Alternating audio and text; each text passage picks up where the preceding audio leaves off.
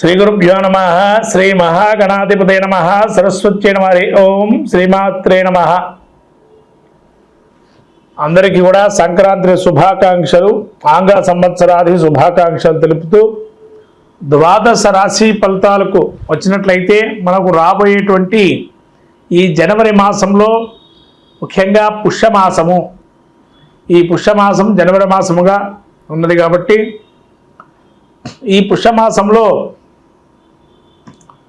మనకు ప్రత్యేకంగా ఉండేటువంటి పండగల్లో సంక్రాంతి అంటే ఉత్తరాయణ దక్షిణాది పుణ్యకాలాలు కాబట్టి ఇటువంటి సంక్రాంతి రోజు అందరి జీవితాల్లో కూడా మంచి క్రాంతిని పెంపొందిస్తూ సకల జీవరాశికి ఆధారభూతమైనటువంటి సవిత్రు సూర్యనారాయణ స్వామి యొక్క అనుగ్రహాన్ని కలగాలని కోరుకుంటూ అందరికీ సంక్రాంతి శుభాకాంక్షలు తెలుపుతున్నాను.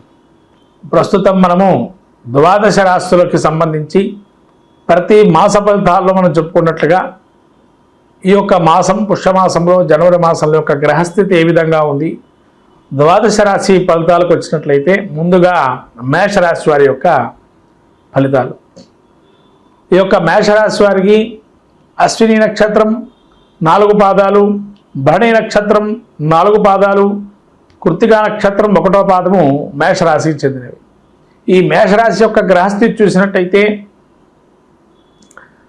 ద్వితీయంలో గురువు, చతుర్థంలో కుజుడు, షష్టంలో కేతువు, ఈ యొక్క రవి భాగ్యంలో, బుధుడు దశమ స్థానంలో, శుక్రశనులు ఏకాదశంలో, ద్వాదశంలో రాహు. ఇటువంటి గ్రహస్థితి చూసినట్టయితే మేషరాశి వారికి చాలా ఉన్నతమైన కాలంగా గోచరిస్తుంది. ఎట్లనగా గురువు ద్వితీయ స్థానం నందు సంచారం వల్ల ధనలాభాలు, అట్లాగే మీ యొక్క కుటుంబంలో కూడా మిమ్మల్ని మంచిగా ఒక బాధ్యతాయుతంగా గౌరవ మర్యాదలు ఇవ్వటం అనేది జరుగుతుంది.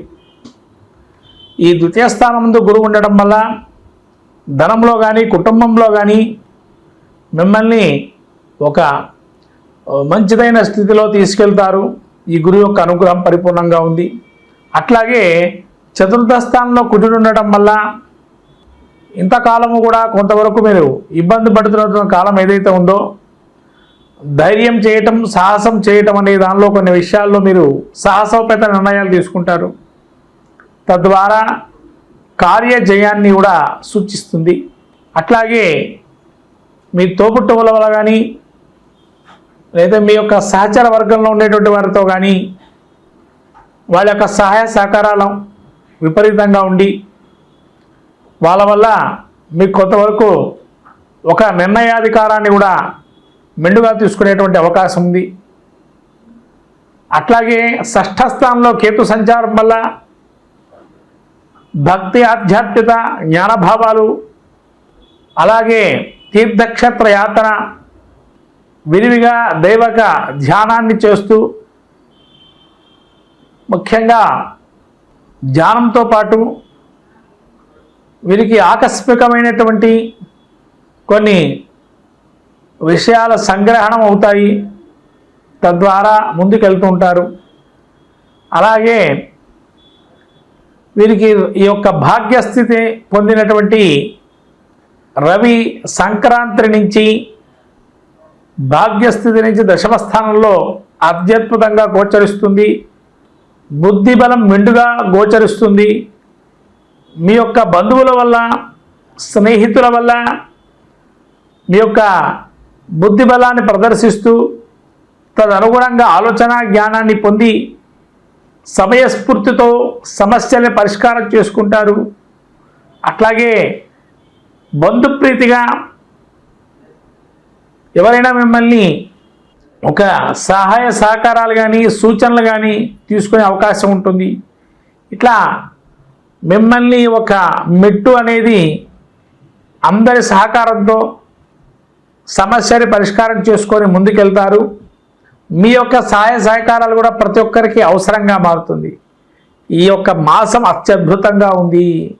ఈ మాసంలో మీ యొక్క సూచనలు తీసుకొని ముందుకెళ్ళే అవకాశం ఎక్కువగా ఉంటుంది. అట్లానే శుక్రుడు శని ఏకాదశంలో ఉండటం వల్ల అనితరమైనటువంటి అన్ని రకాలైన గృహోపకరణాలు కానీ అట్లాగే వస్తు రూపంలో కానీ ధర రూపంలో కానీ మీకు లాభించే అవకాశం ఉంటుంది. ఈ విధంగా శుక్రుడు శని కూడా యోగాన్ని ఇస్తున్నారు. కానీ ఒక్కడి కించిత్ రాహు 12లో ఉండటం వల్ల కొంత వ్యవహారాలు కొన్ని ఏవైతే ఉంటాయో ఒకటి రెండింతలుగా తరచూ ప్రయాణం చేస్తూ ఉండాల్సి వచ్చే ప్రయత్నం వస్తుంది. కాబట్టి ఈ యొక్క రాహు మాత్రమే మీకు ప్రతికూలంగా ఉన్నాడు. కాబట్టి ఈ యొక్క రాహు ప్రతికూలంగా ఉండటం వల్ల విసుగు అనేటువంటి కొద్దిగా కించిత్తు వచ్చే అవకాశం ఉంటుంది వ్యవహారాల్లో. మీరు విసుగు పడకండి, ఖచ్చితంగా కార్యసాధనం ఉంటుంది. కాబట్టి ఈ యొక్క రాహు అనుగ్రహం పొందటానికి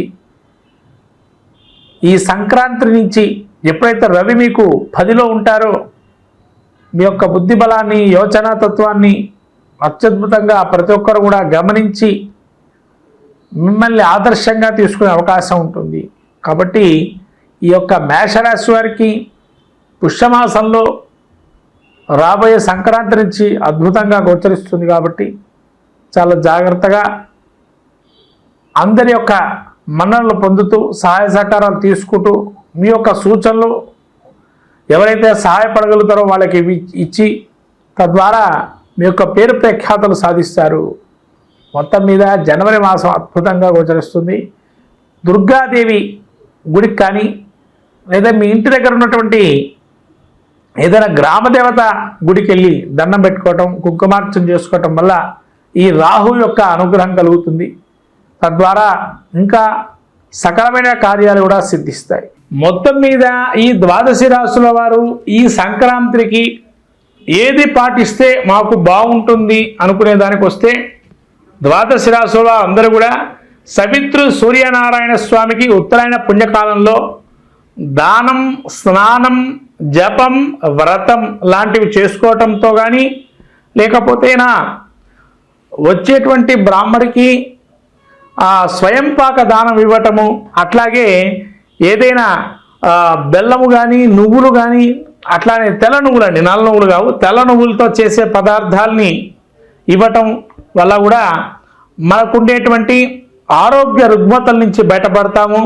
అట్లానే కార్య సాఫల్యం పొందాలి అనుకున్న వారు ఎవరైతే ఉంటారో ప్రతి విజయాన్ని ప్రతి విషయంలో విజయం సాధించాలి అనుకునేటువంటి వారు ఈ యొక్క సూర్యనారాయణ స్వామి ఏదైతే సంక్రాంతి రోజు వాళ్ళు శక్తి కొలది జిల్లేడు పూలు కానీ జిల్లేడు ఆకుని తీసుకొని ఆకు మీద మనకు ఏదైతే కోరిక ఉంటుందో దాన్ని ఎరుపు రంగు ఏదైనా పసుపు ఏదైతే మన కుంకుమ మిశ్రమం కానీ లేదా సున్నము అండ్ పసుపుని కలిపినటువంటి చూర్ణాన్ని తీసుకొని మంచిగా ఎర్రగా వచ్చేట్టుగా చేసి దానిలో సూర్యనారాయణ స్వామి బింబాన్ని దించి దానిలో మీరు కోరికని రాయటం కానీ లేకపోతేనా మీ కోరికని చెప్పి దాన్ని స్వస్తిక్ ఆకారం కానీ ఓంకారాన్ని కానీ రాసి ఆ సూర్యనారాయణ స్వామి బింబాన్ని దించి దానిలో ఆ సూర్యనారాయణ స్వామి అనుగ్రహాన్ని పొందటం వల్ల శత్రు జయాన్ని కూడా సూచిస్తుంది.